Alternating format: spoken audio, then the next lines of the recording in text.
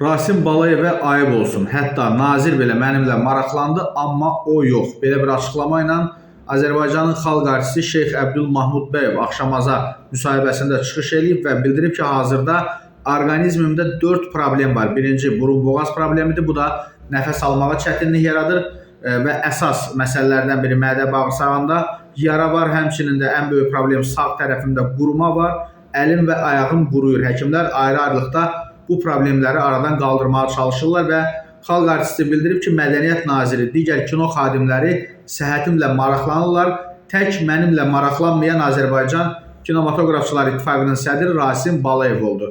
Əvvəllər ittifaq bölünmüşdü.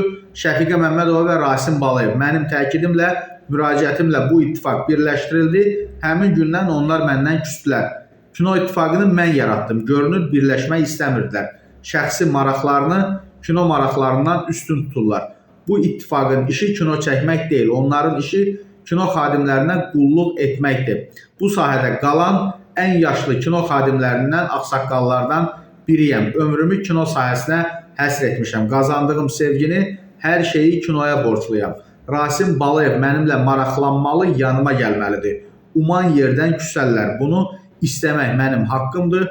İttifaq bizə xidmət etməlidir. Onlara ayıb olsun. Qeyd eləyək ki, bu açıqlama Şeyx Əbdülmahmudbəyevə məxsusdur.